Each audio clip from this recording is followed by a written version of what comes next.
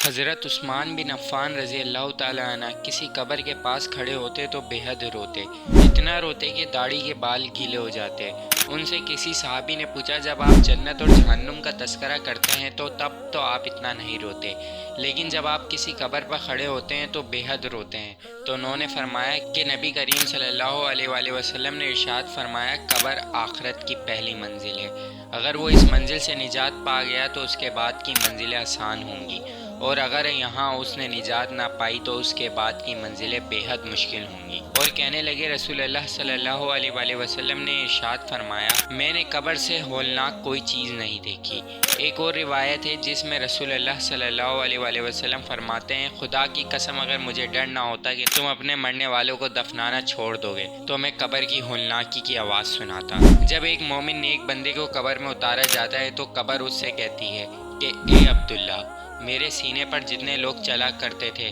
ان میں سے سب سے زیادہ مجھے تو پسند تھا، اور میں تیرا بہت وقت سے انتظار کر رہی تھی، اور اب جو تو مجھ میں آ گیا ہے تو اب تو میری مہمان نوازی دیکھ۔ اور پھر مردے کی نظر اس قبر میں جہاں تک پہنچتی ہے وہاں تک اس کی قبر اس کے لیے کشادہ ہو جاتی ہے،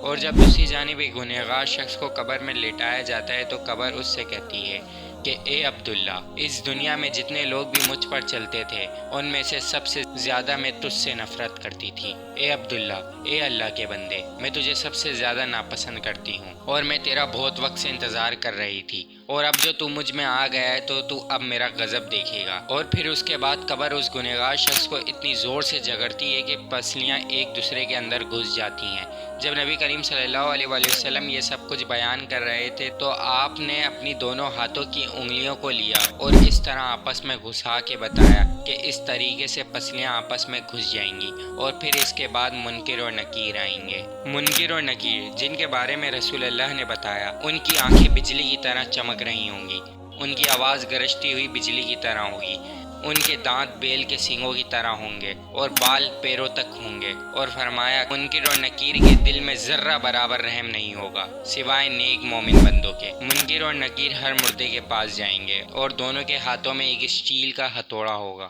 اور وہ ہتھوڑا اتنا بھاری ہے کہ آپ نے فرمایا اگر پوری دنیا کے جنات اور انسان بھی مل کر اٹھانے کی کوشش کریں گے تو اسے ہلا بھی نہیں پائیں گے۔ منکر اور نکیر جب ایک گنہگار شخص کے پاس اس کی قبر میں جائیں گے تو اس طریقے سے جائیں گے کہ اس کی ایک ایک ہڈی ٹوٹنے لگے گی، اور ان کے غضب اور غصے کو دیکھ کر اس شخص پر بے ہوشی طاری ہونے لگے گی، اور منکر اور نکیر قبر میں بس 3 سوال پوچھیں گے۔ منکر اور نکیر کہیں گے، یا ھذا اعرفی مکانک، پہچانو تم کدھر ہو، ادھر ادھر دیکھو، دنیا کی زندگی ختم ہو گئی ہے اور اب تم قبر میں ہو، ہمیں بتاؤ من ربک، تمہارا رب کون ہے، ما دینک، تیرا دین کیا ہے، من نبیک، تمہارا نبی کون ہے۔ اب ایسا بالکل نہیں ہے کہ ہر کلمہ پڑھنے والا ان تینوں سوالوں کا جواب آسانی سے دے دے گا۔ جس نے دنیا میں اللہ اور اس کے رسول صلی اللہ علیہ وآلہ وسلم کو مانا، نہ کہ شیطان کی مانی، نہ کہ اس دنیا کی مانی، لیکن مومن جس نے اس دنیا میں صرف اللہ تعالیٰ کی مانی، وہ آسانی سے سوال کا جواب دے دیں گے، لیکن کافر، منافق، مشرک اور جو اللہ کی نہیں مانتے وہ ان سب کا جواب نہیں دے پائیں گے۔